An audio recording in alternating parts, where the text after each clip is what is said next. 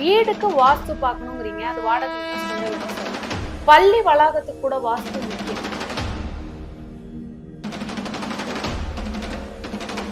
ஒரு தவறான வாஸ்து அமைப்புல உள்ள ஒரு ஸ்கூல்ல வந்து பாத்தீங்கன்னா கண்டிப்பா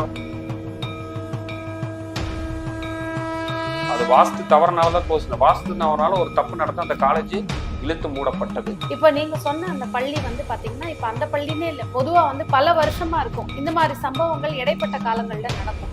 சோ இதற்கும் வாஸ்துவுக்கும் என்ன சம்பந்தம்? இப்போ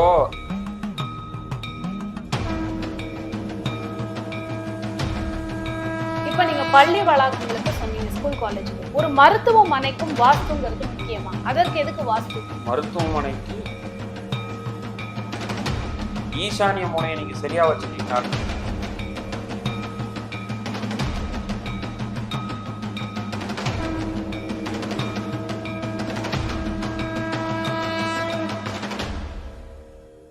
நேயர்கள் அனைவருக்கும் வணக்கம்.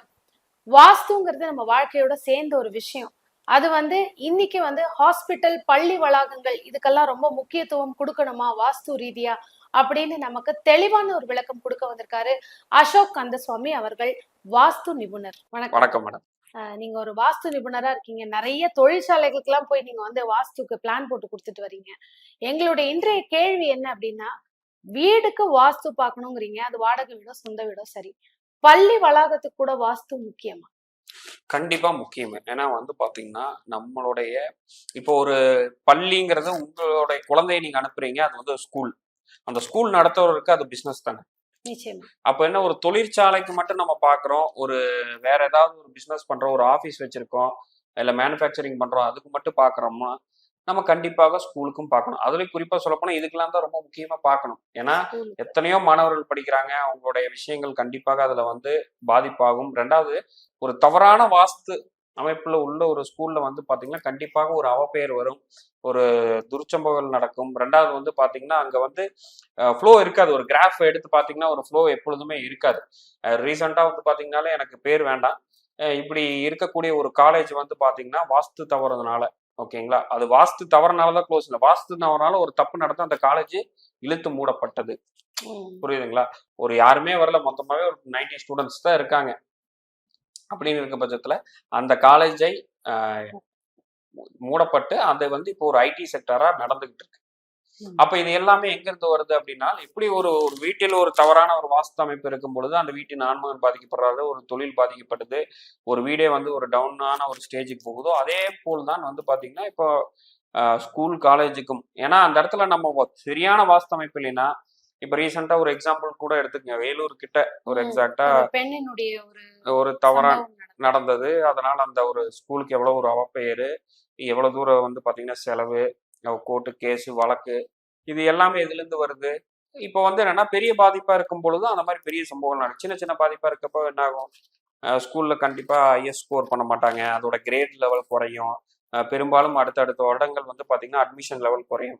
இந்த மாதிரி ஒரு ரொம்ப கண்டினியூஸா ஒரு டவுனாவே நோக்கி போகக்கூடியது அமைப்பு ஒரு வாஸ்து கோளாறால வரக்கூடிய ஒரு அமைப்பு. இப்ப நீங்க சொன்ன அந்த பள்ளி வந்து பாத்தீங்கன்னா இப்ப அந்த பள்ளினே இல்ல, பொதுவா வந்து பல வருஷமா இருக்கும். இந்த மாதிரி சம்பவங்கள் இடைப்பட்ட காலங்கள்ல நடக்கும்.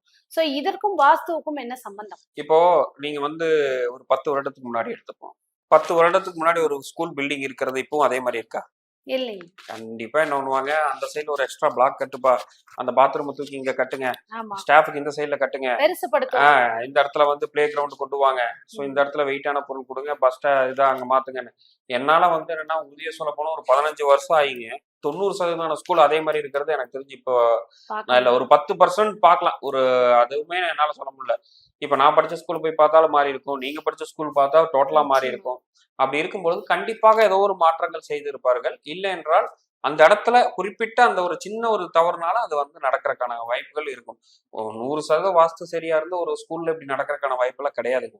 அது வந்து மாணவர்களுடைய சேர்க்கை அதிகமாகணும், மாணவர்களுக்கு வசதிகள் அதிகம் செஞ்சு கொடுக்கணும்னு ஒரு நல்ல எண்ணத்துல தானே வந்து அதுதான், அது கரெக்டா பண்ணிடணும் நம்ம. புரியுதுங்க? அதற்கும் வாஸ்து பார்க்கணும். கண்டிப்பா கண்டிப்பா. ஏன்னா ஒரு தவறா நான் திரும்பவும் சொல்றது ஒண்ணுதாங்க, சிம்பிளுங்க. பள்ளம் இருக்கிற இடத்துல பள்ளம் இருக்கணும், மேடு இருக்கிற இடத்துல மேல இருக்கணும், நிலம் இருக்கிற இடத்துல நிலம் இருக்கணும், தண்ணி இருக்கிற இடத்துல தண்ணி இருக்கணும். இந்த ரூல் தான். இதுக்குள்ள நம்ம என்னென்னலாம் இப்ப நவீன உலகத்துக்கு என்னென்ன மாதிரி வேணுமோ அதை அப்படியே அப்ளை பண்றோம். இதுதான் விஷயம், சிம்பிள். சரி. இப்ப நீங்க பள்ளி வளாகங்களுக்கு சொன்னீங்க, ஸ்கூல், காலேஜ்க்கு. ஒரு மருத்துவமனைக்கும் வாஸ்துங்கிறது முக்கியமா? அதற்கு எதுக்கு வாஸ்து? மருத்துவமனைக்கு 1000 மடங்கு ரொம்ப ரொம்ப முக்கியம். மருத்துவமனை எடுத்துக்கங்க, 5 ஸ்டார் ஹோட்டல் எடுத்துக்கங்க, உங்களோட ரெஸ்டாரண்ட் எடுத்துக்கங்க, நீங்க பார்க்குற 10க்கு 16 ஒரு ஆஃபீஸா இருந்தாலும் எடுத்துக்கங்க. எல்லாமே பாதிப்பு இருக்கு. ஏன் மருத்துவமனையில வந்து இப்போ ஒரு நோயாளி போனா ஒரு குணமாயி வரணும்னு இல்லையா? புரியுதுங்களா? நிச்சயமா ஒரு டாக்டர் இருக்காருன்னா, ஒரு என்னதான் ஒரு சிறந்த ஒரு பேட்ஸ்மேனா இருந்தாலும் டக் அவுட்ல ஆறாங்க. சிறந்த ஒரு டாக்டரா இருந்தாலும் தவறு பண்றதுக்கான வாய்ப்புகள் இருக்கு. அப்ப கண்டிப்பா. அந்த ஹாஸ்பிட்டலோட சக்சஸ் ரேஷியோ அதிகமாகணும். ஒரு நல்ல வந்து பாத்தீங்கன்னா, ஒரு பேரும் புகழும் எடுக்கணும். இந்த கைராசிப்பா இங்க போனா, இப்ப நெறைய நீங்க பார்த்திருப்பீங்க. ஒரு சின்னதா ஒரு ஒரு ரூம்ல வந்து ஒரு சின்ன ஹாஸ்பிட்டல் ஒரு 3 ரூம் தான் இருக்கும். அந்த இதுல வந்து பாத்தீங்கன்னா, கைராசி அங்க போனாலே ரெடி நெறைய ஆகுறது. பேர் கூட்டம் கூட்டமா கூட்டம் இருப்பாங்க. கூட்டமா போறதெல்லாம் நீங்க பார்த்திருப்பீங்க. இதே வந்து ஒரு பெரிய ஹாஸ்பிட்டல் எங்க அங்க போனாலே சாகடிச்சிடுறாங்கப்பா, அங்க போனாலே காசா போடுறாங்க அப்படின்னு நெகட்டிவ் பேர் வாங்கினதை நம்ம பார்த்திருப்போம். இப்ப ஆகையால வந்து என்னன்னா, ஒரு இடத்தம் ஒரு புகழ் பெறணும், ஒரு அடுத்தடுத்த உயரத்துக்கு தொடரும், ஒரு நல்ல சக்சஸ் ரேஷியோ கொண்டு வரணும். இப்பெல்லாம் புதுசு புதுசா மெடிக்கல்ல வந்து பாத்தீங்கன்னா, பல ஆராய்ச்சி பண்ணி சக்சஸ் பண்ணி கொண்டு வந்துட்டு இருக்காங்க. ஆமா. பல இடத்துல வந்து பல டாக்டர்கள் பல சாதனைகளை படைச்சுக்கிட்டு இருக்காங்க. ஸோ அந்த மாதிரி வந்து உங்களுடைய ஹாஸ்பிட்டல் போனா கண்டிப்பா அங்க வாஸ்து சரியா இருக்கணும். சோ நம்ம போகக்கூடிய அட்மிட் பண்ணக்கூடிய ஹாஸ்பிட்டலுக்கும் வந்து வாஸ்துங்கிறது ரொம்ப கண்டிப்பா. முக்கியம் அப்படிங்கறது நீங்க ஏன்னா வலியுறுத்துறீங்க. அவங்க சரியா பண்ணலாத போது சக்சஸ் ரேஷியோ கம்மியாகும், டெத் ரேஷியோ அதிகமாகும், ஒரு தவறான பேர் வந்து அந்த ஹாஸ்பிட்டலுக்கு வரும், ம். கோர்ட்டு கேஸ் வழக்குன்னு போவாங்க, ம். பல பிரச்சனைகளுக்கு அவங்க இதாகிற நம்ம மாதிரி ஆயிடும். நெறைய பேர பார்க்குறோம். நல்லா இருந்தாங்க. நீங்க சொல்ற மாரி ஜாதகப்படியே கூட அவங்களுக்கு ஆயுள் நல்லா இருக்கு. ஆனா, போய் ஹாஸ்பிட்டல் அட்மிட் பண்ணோம். அங்கேயே இறந்துட்டாங்க இல்ல அது அப்படிங்கிற மாரி. இவருடைய வாஸ்தும் பேசும், இவருடைய ம். வாஸ்தும் பேசி ஒரு ஜாதகமும் பேசும். அது என்னன்னா, அதுதான் சொல்றேன் பாருங்க. ஒரு தப்பான நபர்களுக்கு தான் தப்பான ஆலோசனை சொல்றவங்க வருவாங்க. நீங்க சரியா இருக்கீங்க. நான் அப்படியே ஒரு போன இன்டர்வியூல நான் சொன்னது நல்லா ஞாபகம் வச்சு பார்த்தீங்கன்னா தெரியும். சூரிய ஒளி ஒரு வீட்டிற்குள் வரலினா, இப்ப அதையும் சொல்லிடுறேன். சூரிய ஒளினா இது கடந்த ஒரு 10 பேர், 20 பேரா தான் என்னை கேட்டாங்க. சார் எனக்கு மேக் இருந்து வருதே ம். சூரிய ஒளி. ம். அது அப்படியே இல்லைன்னா என்னங்கிறாங்க, நான் டெய்லி இறங்கி நடந்து போவேன் சார். சூரிய நமஸ்காரம் பண்றேன் சார் மொட்டை மாடியில போய். ம். சூரியன்லாம் என் மேல படுதேங்கிறாங்க. அப்படி கிடையாது.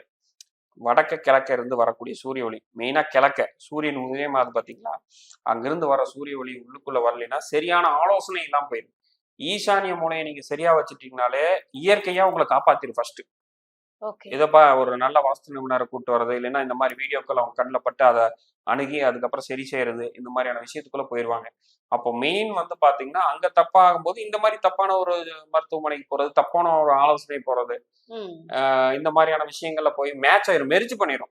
அவங்களுக்கே தெரியாம இந்த விஷயங்கள் தொடர்ந்து நடக்க அதேதான் ஆரம்பிக்கும். எக்ஸாக்ட்லி. இப்ப உங்களுக்கு நல்ல ஒரு விதமா கைட் பண்ணாதான் நீங்க வாழ்க்கையில மேல வருவீங்க. கண்டிப்பா.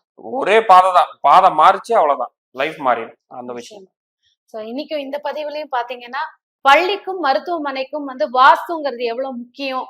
வாஸ்துங்கிறது நம்ம வாழ்க்கையோட கலந்த ஒரு விஷயம்னு தெளிவான ஒரு விளக்கம் குடுத்திருக்கீங்க. அடுத்த ஒரு நல்ல பதிவுல சந்திக்கலாம் சார். நன்றி. நன்றி.